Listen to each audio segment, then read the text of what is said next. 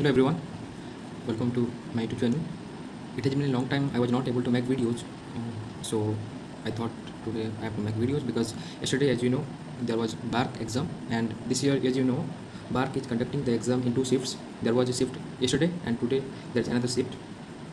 If I say about BARC exam, so this exam, for to clear this exam, you need to have speed as well as accuracy. You know why? Because you have to solve around 60 to 65 questions within 2 hours for a sure shot selection, okay, to be in safe zone. So speed also matter and accuracy also matter. So without any delay, let's discuss the topics.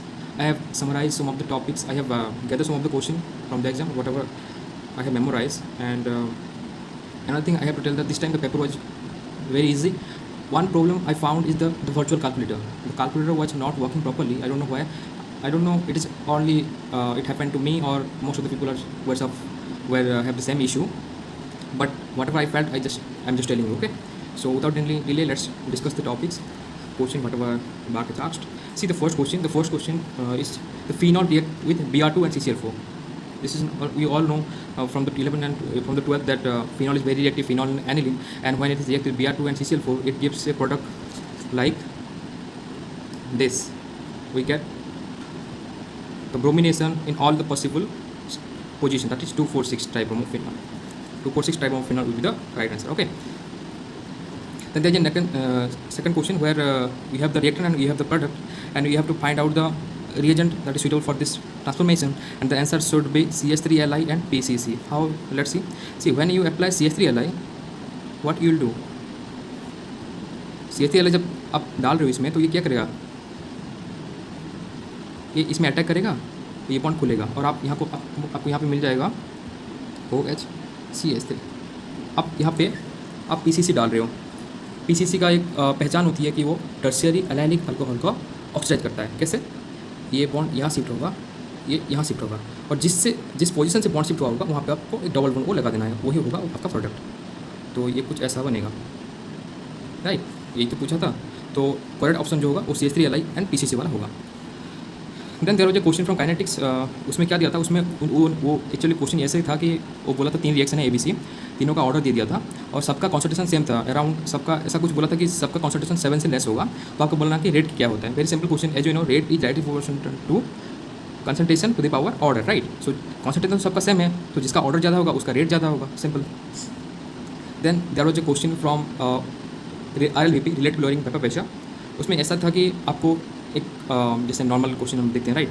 एक solution है, उसका vapour pressure है 0.8. जब उसमें आप एक non volatile solute add कर रहे हो तो उसका वेपर प्रेशर डिक्रीज होता है. We know osmotic pressure, relative lowering vapour pressure, right. ये क्वालिटी प्रॉपर्टी होती है. तो उसका वेपर प्रेशर हो जाता है 0.6. तो आपको निकालना है मोल फ्रैक्शन ऑफ सॉल्यूट. ये डायरेक्ट फॉर्मूला बेस्ड क्वेश्चन था. इसका फॉर्मूला क्या है? P0 - PS5 P. P0 - PS5 P0 equal to mole fraction of solute. ये अप्लाई करना था आपको, ऐसा मिल जाएगा आपका. Then there was a question from the terms. You have to find the ground state term for U+3. This is very simple. U+3 का आपको पहले क्या करना है? उसका इलेक्ट्रॉनिक कॉन्फ़िगरेशन लिखना है. उसका इलेक्ट्रॉनिक कॉन्फ़िगरेशन क्या होता है? F6 होता है, राइट. तो आपको ये बनाना था 1 2 3 4 5 6 +3 +2 1 0 -1 -2. इसका L वैल्यू आएगा 3 + 2 5 6 -3 3. L value 3 means the term will be F, right. And what is the spin? Half 1 2 3 4 5 6 6 into 1/2. So spin will be 3. So multiplicity will be 7, right. And what will the J value? Since it is less than the half filled configuration, so it will be L minus S. So 3 minus 3, J will be 0. This is the correct answer. Okay. Okay. Then move on to next question. Okay. There was a question from point group. IF7 आपको उसमें given था, उसका point group निकालना था. उसका point group IF7 का structure कैसा होता है? पेंटागोनल बाय पिरामिडल होता है, राइट. IF ऊपर एक F और नीचे एक F. सो इसका देखो, इसमें एक C5 होगा जो कि 2 F के अलॉन्ग जाएगा.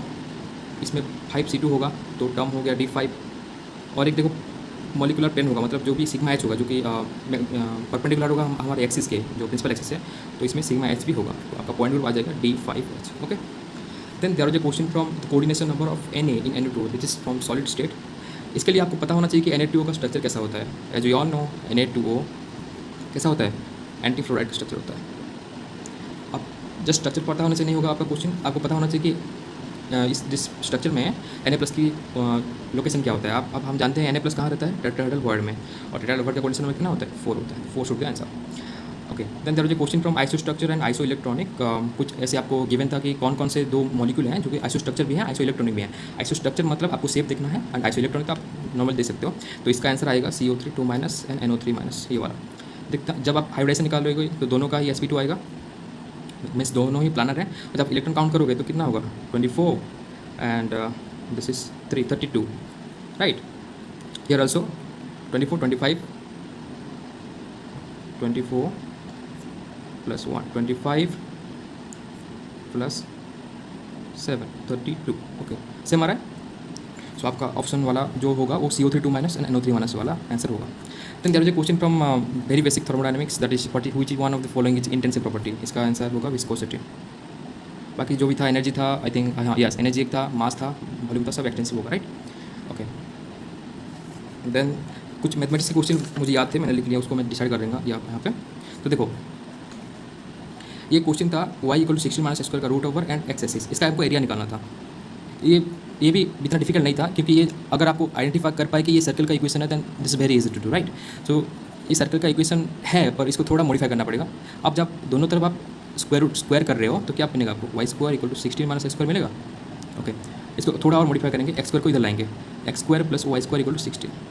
अब ये सर्कल का इक्वेशन बन गया। कैसे मैं दिखाता हूँ आपको, इसको मैं ऐसे लिख सकता हूँ, +y - 0 का होल स्क्वायर = 4 का स्क्वायर। जब भी इस फॉर्मेट में आपका इक्वेशन आ जाता है, इसको हम बोलते हैं सर्कल का इक्वेशन। कैसे, x माइनस जो भी लिख रहे हो और y माइनस जो भी लिख रहे हो, मतलब 0 0, ये होता है उस सर्कल का सेंटर। मतलब ये जो 0 0 पोजीशन होता है ना, ये सेंटर होता है, और जो भी यहाँ पे कांस्टेंट का स्क्वायर होता है, यहाँ पे 4 है, ये होता है इसका रेडियस, राइट। सो ये है सब 4 है, राइट, एंड ये है ऑरिजिन, जो सेंटर होता है वो 0 0 पे है। तो हम सर्कल का एरिया का फॉर्मूला जानते हैं, क्या होता है, πr² और r द रेडियस, तो πr कितना है, 4। So answer should be 16 π। Okay, then there was an integration which I would like to solve here. So see, I think this is the question. As far as I remember, this was the question. Okay, so इसको करने का देखो दो method है। ये एक आप होता है, इसका ट्रिक भी है, एक मैं बताऊंगा आपको, और एक मेथड है नॉर्मल मेथड। ऐसे इसको आप पहले आप ये लिमिट को भूल जाओ, पहले आप नॉर्मल इंटीग्रेशन करो, राइट। इसको मैं ऐसे लिख सकता हूँ, ओके, मैंने ऐसे लिखता है इसको। देखो बस सिंप्लीफाई करने के लिए मैं ऐसे लिख रहा हूँ, बाकी सब सेम ही है, राइट। डिवाइडेड बाई x+1 का इंटीग्रेशन। ओके, अब मैं इसको एक पार्ट में ले रहा हूँ, x+1 / x+1 - 2 integration of 1 / x+1, इसका ये मैं पार्टीशन किया। ओके, यहाँ पे dx, यहाँ पे dx लिख लेना आप, तो ये dx बन जाएगा, कैंसिल हो जाएगा, -2 × 1 / x+1 dx। आपको सॉल्व भी होगा। dx का इंटीग्रेशन क्या होता है, x, इसमें आप लिमिट लगा दो 0 to 1 - 2 1 / x+1। ओके, 1 / x का इंटीग्रेशन क्या होता है, ln x होता है, तो 1 / x+1 क्या होगा, ln x+1। ओके, यहाँ पे लिमिट लगा दो 0 to 1। सो आ गया answer. Then there is a question from nuclear chemistry. That question ऐसा कुछ था कि उसमें कुछ नंबर ऑफ काउंट्स था, पहले इतना था, 5 मिनट के बाद इतना हो गया, आई थिंक 1000 था पहले, उसके बाद 281 हो गया। तो आपको बताना था कि उसका आई थिंक रेट कांस्टेंट कितना है, बताना था, आई मीन जो होता है ना लैम्बडा, उसका वो बताना था। इसको ये काइनेटिक्स के साथ आप रिलेट कर सकते हो। तो इसमें जो फॉर्मूला लगेगा वो आप ये वाला फर्स्ट ऑर्डर होता है न्यूक्लियर केमिस्ट्री में, जो भी रिएक्शन होता है रेडियो एक्टिविटी में, फर्स्ट ऑर्डर काइनेटिक्स फॉलो करता है। सो जो भी के होगा रेट कांस्टेंट और लैम्बडा होगा, lambda is most preferable in nuclear chemistry. So 2.3035 T log, और वो आई थिंक सेकेंड में पूछा था। सो पहले था 1000 एंड उसके बाद हुआ 281। इसमें ये आपको सेकंड में पुट करना पड़ेगा, जो 5 मिनट है उसको आप सेकंड में कन्वर्ट करके पुट करना पड़ेगा। This is the format you have to do. Okay, this is the process. Then okay, और एक क्वेश्चन था वहाँ पे कुछ सॉल्ट्स दिया था, आई थिंक KSP उनका सब गिवन था, वहाँ पे बताना था सॉल्युबिलिटी किसकी ज़्यादा होगी। बस आपको सॉल्ट पहचाना था किस टाइप का है, उसके हिसाब से आपको उसकी KSP की इक्वेशन लिखनी थी, और उसमें लाइक OH² होगा या 4SQ होगा, ऐसा कुछ निकालना था। उसके बाद जो भी KSP का वैल्यू था उससे डिवाइड करके सॉल्युबिलिटी कंपेयर करना था। Okay, this is simple question. Okay, then there is a question from quantum, जिसमें आपको बोला था कि एक्साइटेड स्टेट से आपको ग्राउंड स्टेट में ट्रांजिशन हो रहा है, तो उसमें वेवलेंथ चेंज कितना होगा। सिंपल क्वेश्चन, आपको डेल्टा ही पता होना चाहिए। डेल्टा ही क्या होता है बेटा, एक्साइटेड स्टेट मतलब n = 2, right. So energy will be 4h² / 8mL² minus ground state h² / 8mL²। सो ये आ जाएगा आपका 3h² / 8mL²। सो आपको s तो पता है कांस्टेंट है, m दिया था, l दिया था, इसको आप कंपेयर करना था hc / लैम्बडा से, और ये दोनों का वैल्यू पता है, आपको लैम्बडा निकालना था। बहुत सिंपल था ये तो। Okay, so another question was from Boragin, where they are given you 4 statements regarding Boragin, and you have to find out the incorrect one. Okay, out of the 4, the one related to the addition reaction of Boragin was incorrect. As we all know, Boragin is nothing but it's inorganic benzene. However, we know benzene doesn't give addition reaction, but Boragin does. So when you have already seen this type of reaction, that is the Boragin reaction with HCl, where this is the structure of Boragin. Okay, when we add HCl to it, we get a product like this, where Cl is attached to the boron center and hydrogen is attached to the nitrogen center. Since the boron center is acidic one and nitrogen center is basic one, so Cl is attached to boron and hydrogen will attach to nitrogen. So the option related to the addition reaction was actually incorrect there. Okay, then another question is from remainder theorem. As far as I can remember, the question was like this. Okay, this was the question, and you have to find the remainder of this division. Here the concept is like that we have to make the numerator in such a way that it will be close to either the denominator or the multiple of denominator. So what I am going to do here, since we know 7 square is 49, which is close to 50, that's the multiple of 25, so I am rewriting it as h into 7, 25. 7 square to the power 101. This will become 202, and another 7 is there, so it will become 7 to the power 203. When you divide 49 with 50, you will get a remainder of -1. Okay, so this will leads to -1 remainder.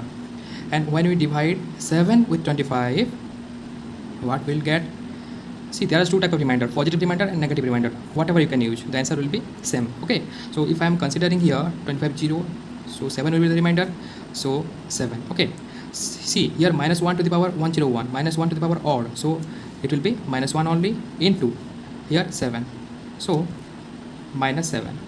And we all know we have to answer in positive, so whenever negative come, you just have to add to the whatever the denominator, right? You have to add -7 with 25, and you will get 18 is the answer. Okay, that's all. I have explained whatever the question I have remember. So thank you for joining me, and if you like the session, then don't forget to subscribe the channel and like this channel. Thank you.